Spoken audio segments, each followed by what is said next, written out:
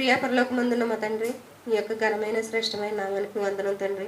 ఇక్కడ నిలబడిన నాకు మంచి జ్ఞానం దయచేసి వినేవారికి గ్రహించుకునే మనసు దయచేయమని మీ ప్రియ కుమారుడు మా ప్రియ రక్షకుడైన క్రీస్తు నామమును అడిగి వేడుకుంటున్నాను తండ్రి.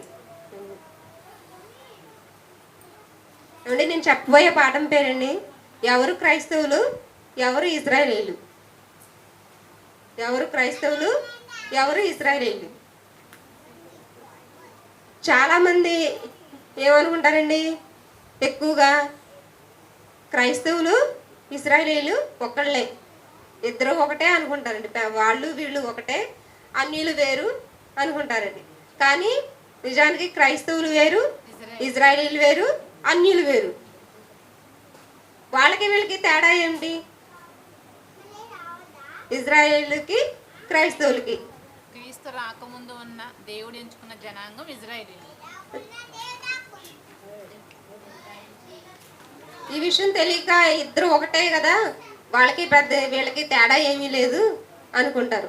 చూడటానికి ఇద్దరు ఒకేలాగా ఉంటారండి. ఎవరి దగ్గర మా సందులోనే ఉన్నామండి, మేమిద్దరం మా కొద్దిగా దూరంలో ఉంటారు. చూడటానికి ఇద్దరం ఒకేలాగా ఉంటాం, దూరం నుండి చూస్తే అక్క చెల్లెళ్ళలాగా ఉంటాం. కానీ ఆయన ఎవరో నేనెవరో, ఇద్దరం ఒకేలాగా ఉంటాం కానీ ఒకటి కాదు. అలాగే క్రైస్తవులు వేరు, ఇశ్రాయేలీలు వేరు. వారికి వీరికి సంబంధం లేదు, కానీ వారు వీరు ఒకటే అనుకుంటున్నారు. ఇద్దరు వేరు వేరు. ఏదైనా కానీ మనం దేవుడు రాయించాడు అంటే ఏంటండి, దానివల్ల ఉపయోగం ఉంది. బైబిల్లో రాయించాడంటే దానివల్ల, ఆ మాట వల్ల ఉపయోగం ఉందని దేవుడు రాయించాడు. ఉపయోగం అవసరం లేదనుకుంటే రాయించడు. ఒక విషయం గురించి చెప్పలేదు అంటే ఆ విషయం మనకు అవసరం లేదు, అందుకే చెప్పలేదు ఆ మాట గురించి. ఈ పలానా ఒక విషయం గురించి చెప్పాడు అంటే, ఇజ్రాయేలీల గురించి చెప్పాడు అంటే అవసరం, వాళ్ళ గురించి చెప్పాడు అవసరం కాబట్టి ఆ విషయం గురించి చెప్పారు. అలాగే క్రైస్తవుల గురించి చెప్పారంటే వాళ్ళ గురించి అవసరమే, అవసరం కాబట్టి 66 పుస్తకాల్లో రాసి చదువుకోమని పూర్తిగా ఇచ్చారు మనకి. క్రైస్తవులు ఎలా ఉన్నారంటే అండి, ఇప్పుడు బైబిల్ దగ్గర పెట్టుకుంటారు కానీ చదవరు. దగ్గరే ఉంటుంది. ఎగ్జాంపుల్ కండి, ఒక 100 మందిని తీసుకుంటేనండి, క్రైస్తవుల్ని ఒక 50 మందిని తీసుకున్నా, మిగిలిన 25 మంది ఇతర మతాలని తీసుకున్నా, వేరొక వాళ్ళని ఒక 25 మందిని తీసుకున్నా, వీళ్ళ మతాల గ్రంథాలు ఎక్కువగా ప్రతి ఒక్క మనిషి దగ్గర ఉంటాయండి? ఉండవు. అంటే నేను పేర్లు చెప్పట్లేదండి. ప్రతి ఒక్క ఇంట్లో ప్రతి ఒక్క మనిషి దగ్గర ఉంటుందంటే ఇంటికి ఒకటి కూడా కష్టం అండి వాటికి సంబంధించినవి. పోనీ ఇక వేరే మతంలో ఇంటికి ఒకటి ఉంటుంది, కానీ క్రైస్తవుల దగ్గర ఎలా ఉంటుందండి? మనిషికి ఒకటి, ఇద్దరికి, ఒక మనిషికి 2-3 కూడా ఉంటాయండి. ఇంగ్లీషు, తెలుగు, హిందీ, అలా. అంటే బాగా చదివిన వాళ్ళకి నాలెడ్జ్ ఏంటండి, ఎక్కువ భాషల్లో కూడా వాళ్ళ దగ్గర పెట్టుకుంటారు. అనువాద బైబిల్ అండి. అంటే ఏంటండి, ఇంట్లో నలుగురుంటే 4 బైబిళ్ళు ఉంటాయి, కానీ వాటిల్లో ఉండదు, చదవడం ఉండదు, పక్కన ఉంటుంది. పిల్లవాడికండి ఎగ్జాంపుల్కి స్కూల్లో బుక్స్ ఇచ్చారండి. మొన్న పిల్లలకి మాకు రీఓపెనింగ్ చేశారు కండి, పిల్లలందరికీ బుక్స్ ఇచ్చారు. అవి చదవడం వల్ల వాడికి ఎగ్జామ్ పాస్ అవుతాడా, లేదా దగ్గర పెట్టుకుని ఉండడం వల్ల పాస్ అవుతాడా? చదివితేనే పాస్ అవుతాడు. కష్టపడి చదివితే పాస్ అవుతాడు, పైన చదివితే పాస్ అవడు. అంటే దేవుడు ఎంత కష్టపడి రాయించి ఇచ్చాడండి మనకు ఆ పుస్తకాలు. ఈ 66 పుస్తకాలు అనేది దేవుడు ఎంతో కష్టపడి రాసి ఇచ్చాడు. మనం అంత కష్టపడి చదివితేనే మనం పరలోకం అనేది వచ్చింది. మనం క్రైస్తవులు అనబడతాం. క్రైస్తవులు ప్రతి ఒక్కరి దగ్గర బైబిల్ ఉంటుంది కానీ చదవట్లేదు. చదవనంత మాత్రాన పాస్ అవ్వం. అంతే కదండి, పిల్లవాడి దగ్గర బుక్స్ ఉంటాయి, చదవకపోతే వాడు పాస్ అవుతాడా? 100% నువ్వు పాస్ అవుతావు, నీ దగ్గర బుక్స్ ఉన్నాయి కానీ చెప్తే కుదిరిద్దా? కుదరదు. బుక్స్ ఉండి వాటిని తీసి వాటి లోపల ఏముందో చెప్తేనే కానీ అప్పుడు మనం పాస్ అవుతాం. బైబిల్ ఒక వచనం చూసుకుందామండి ఎలా ఉన్నారో. 1 కొరింథీ పత్రిక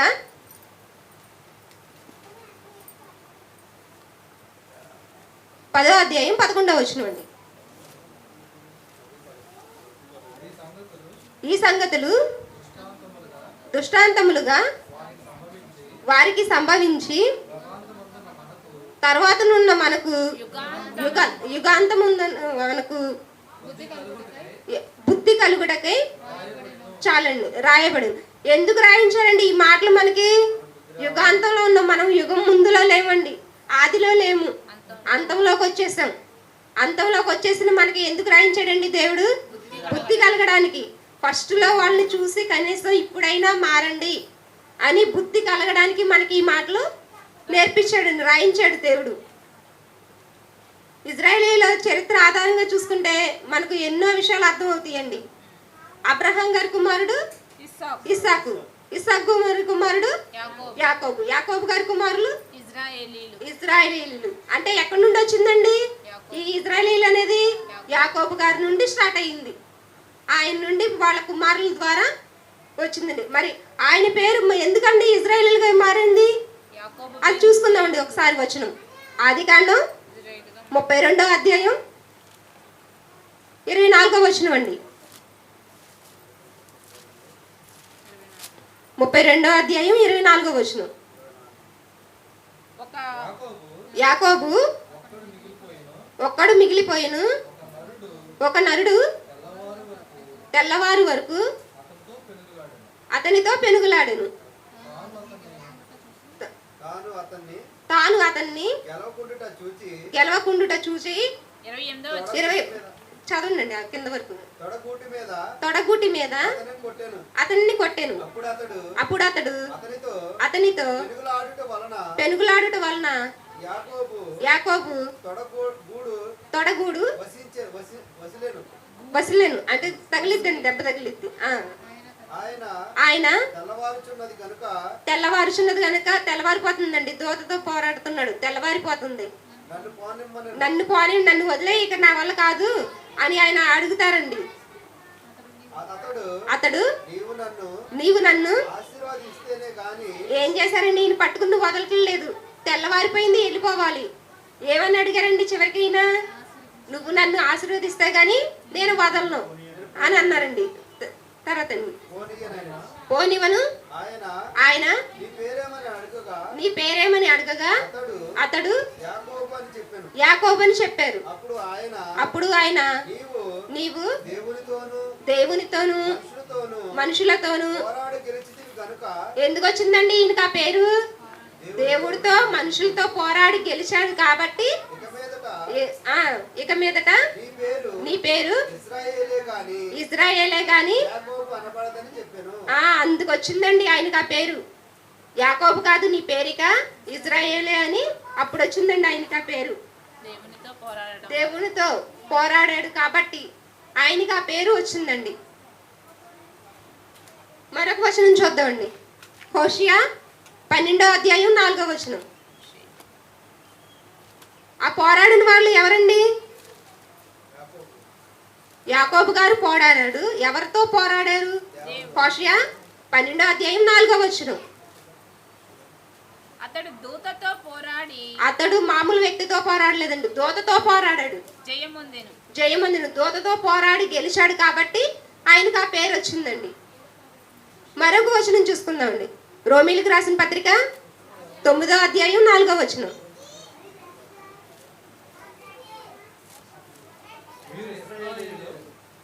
ఈ నుండి వచ్చిన వాళ్ళు ఇజ్రాయేలీలు. దత్తపుత్రత్వమును మహిమయు నిబంధనలు ధర్మశాస్త్ర ప్రధానమును అర్చన ఆరాధనలు వాగ్దానములను వీరికి ఏంటండి? వీరెవరు? దత్తపుత్రులు అంటండి. దేవుని దత్తపుత్రులు. మహిమ నిబంధనలు ధర్మశాస్త్రానికి ప్రధానమైన వాళ్ళు ఫస్ట్ వీళ్ళకండి. మరి ధర్మశాస్త్రానికి ప్రధానమైన వాళ్ళు ఫస్ట్ ఎవరండి? ఇజ్రాయేలీల తర్వాత వచ్చాం క్రైస్తవులు. ఫస్ట్ నుండి ఉన్నది ఎవరు? ఇజ్రాయేలీలు. వాళ్ళ తర్వాత వచ్చాం కాబట్టి మనం వీళ్ళే ఫస్ట్, వీరే ప్రధానం. అర్చనార్థులు వాగ్దానములు వీరివండి. వాగ్దానాలకు కూడా వచ్చినాయి ఎవరండి? వాళ్ళకే వచ్చినాయి ఫస్ట్. మరొక వచనం చూస్తుందండి. అసలు ఇజ్రాయేలీలు ఎక్కడ ప్రారంభమయ్యారు అని చూసుకుంటే కనుక ఆదికాండము 32వ అధ్యాయం 26వ వచనం. ఆదికాండము 32వ అధ్యాయం ఇందాక చదివిన వచనంలోనే ఉంటుందండి. 26వ వచనంలో దొత్తతో పోరాడతారు కదండి. ఆయన తెల్లవారుచున్నది కనుక నన్ను పోనిమ్మనగా అతడు నీవు నన్ను ఆశీర్వదించితే గాని నిన్ను పోనీయనను పేరు అడుగుతారు కదండి. ఆయన నీ పేరేమనగా ఈయన యాకోబు గారు అని చెప్తారు. అప్పుడు ఆయన దేవుడితోనూ దూతలతోనూ పోరాడి మనుషులతోనూ పోరాడి గెలిచావు కనుక నీ ఇక మీదట నీ పేరు ఇజ్రాయేలే గాని యాకోబు కాదని చెప్తారండి. అక్కడ స్టార్ట్ అవుతుంది ఇజ్రాయేల్కి ఫస్ట్. ఇజ్రాయేల్ ఎక్కడ ప్రారంభమయ్యారంటే ఆయన పేరు మారినప్పుడు ప్రారంభమయ్యారు, ఫస్ట్ మొదలు అయ్యారు. ఇజ్రాయేల్ యాకోబు అంటే ఇజ్రాయేల్ గర్భాన్ని పుట్టిన వారందరూ ఇజ్రాయేలీలు. వీరెంతమంది అండి? 12 మంది. 12 మంది అలా ఎలాగయ్యారండి? లక్షలుగా మారారు. చివరాఖరికి ఎలా వస్తారండి? ఎంతమంది అవుతారు? మోషే గారు నడిపించినప్పుడు చాలా మంది లక్షల కింద మారిపోతారు. అంటే 12 మంది నుండి వచ్చిన వారు లక్షలుగా మారిపోతారు. లక్షలుగా మారి ఇజ్రాయేలీలుగా పిలువబడతారు. తర్వాత మోషే గారు మనకు తెలుసండి, మోషే గారు నడిపిస్తారు ధర్మశాస్త్రం ద్వారా, వాళ్ళని నడిపించి వస్తారు. తర్వాత వాళ్ళు ఏమంటారండి? వాళ్ళ నుండి ఇజ్రాయేల్ నుండి న్యాయాధిపతులు వస్తారు. న్యాయాధిపతుల తర్వాత రాజులు వస్తారు. ఇలా ఒకళ్ళ తర్వాత ఒకళ్ళు వస్తే ఆ వచనం కనుక ఒకసారి రాజుల గురించి ఆ వచనం కనుక చూసుకుంటేనండి 1వ సమూయేలు 8వ అధ్యాయం 7వ వచనం.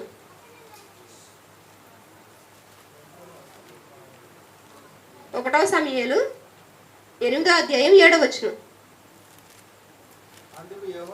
అందుకు యెహోవా సమూయేలు గారు, ఇక్కడ ఈ సందర్భం ఏంటంటే సమూయేలు గారు బాధపడతారు. మాకు ఒక రాజు కావాలి, దేవుడే పరిపాలిస్తున్నాడు అని చెప్తే దేవుడు మాకు వద్దు, ఒక రాజు కావాలని అడుగుతారండి ఈ ప్రజలు. ఇజ్రాయేలీలు అడిగినప్పుడు సమూయేలు గారు ఏమవుతారండి? బాధపడతారు, చాలా బాధపడతారు. అప్పుడు దేవుడు చెప్తాడండి, జనులు నీతో చెప్పిన మాటలన్నిటి ప్రకారము జరిగించుము. ఏం చెప్తున్నాడండి దేవుడు? వారు నిన్ను విసర్జించలా, తమ్మును ఏలకుండా చెప్తున్నారండి దేవుడు. నిన్ను కాదు విసర్జించింది, నన్నే వదిలేశారు. దేవుడిని అంటే దేవుడు నన్ను వద్దని ఒక రాజును కావాలనుకుంటున్నారు అని దేవుడు చెప్తున్నాడండి. రాజు కావాలనుకున్నారని దేవుడు చెప్తున్నాడండి. అంటే ఏంటండి ఇక్కడ దేవుణ్ణే విసర్జించేశారు ఇజ్రాయేలీలు. దేవుడు వద్దు, మాకు ఒక రాజు ఉంటే చాలు మమ్మల్ని పరిపాలించడానికి అని చెప్పారు. వీళ్ళు అడిగారు. మీకు అర్థమైందండి ఇజ్రాయేలీలు అంటే ఎవరో? ఇజ్రాయేలీల నుండి వచ్చిన అంటే యాకోబు గారి సంతానం ఇజ్రాయేలీలు. 12 మంది నుండి వచ్చిన వారు లక్షల మందిగా అయ్యారు, వాళ్ళే ఇజ్రాయేలీలు. మరి క్రైస్తవులు ఎవరండి? చూద్దాం, క్రైస్తవులు ఎవరో తెలుసుకుందాం. గలతీ పత్రిక 3వ అధ్యాయం 27వ వచనం. గలతీ పత్రిక 3వ అధ్యాయం 27వ వచనం.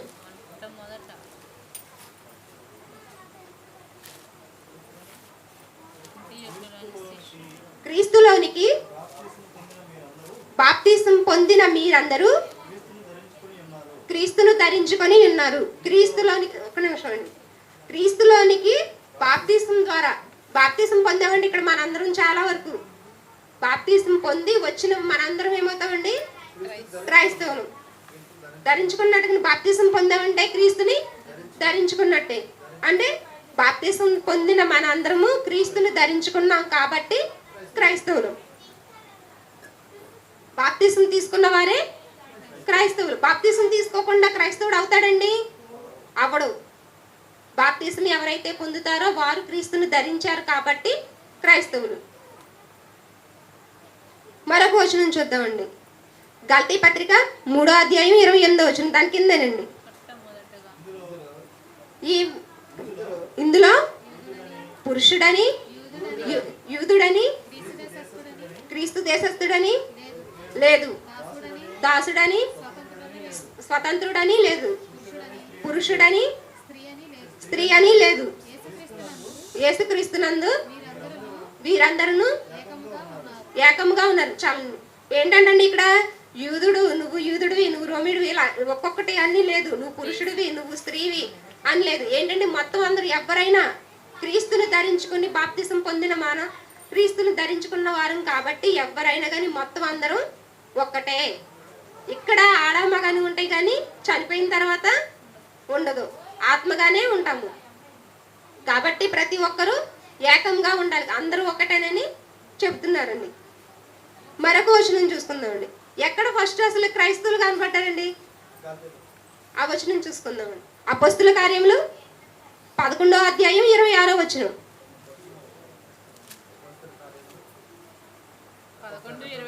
11:26 అపొస్తలుల కార్యములు వారు కలిసి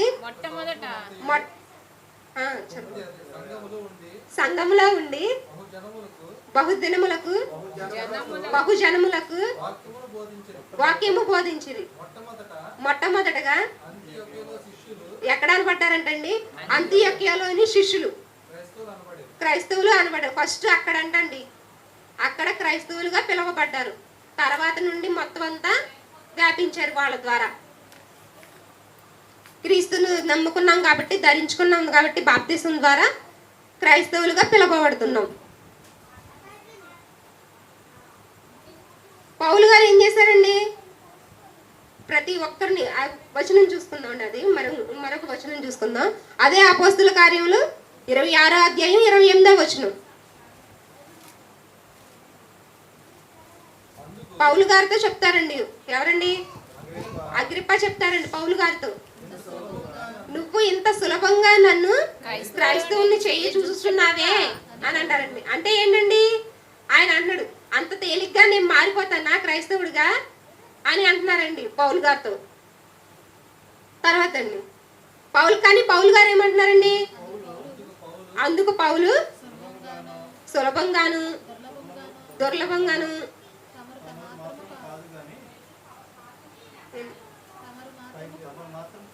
తమరు మాత్రం కాదు మీరు నా మాట. అంటే ఏముంటదంటండి అక్కడ? నేను ప్రతి ఒక్కరిని క్రైస్తవుడిగా చెయ్యాలని చూస్తున్నానని చెప్తారండి పౌలు గారు. దానికి సమాధానంగా ఆయన నువ్వు నన్ను ఇంత సులభంగా క్రైస్తవుడిగా చేసేయాలనుకుంటున్నావు అంటే, అవును నేను నిన్నే కాదు ప్రతి ఒక్కరిని క్రైస్తవుడిగా చేయాలని చూస్తున్నానని చెప్తారండి సమాధానంగా. క్రైస్తవుడు అయినందుకు ఏం చేయాలండి? మనం ఎవరైనా కానీ బాధ అనుభవించాలి. బాధ అనుభవించడానికి సిగ్గుపడకూడదండి. కొందరు ఉంటారండి క్రైస్తవుడు అని చెప్పుకోవడానికి సిగ్గుపడతారండి. ఎందుకు సిగ్గుపడాలండి? తప్పు చేశామా?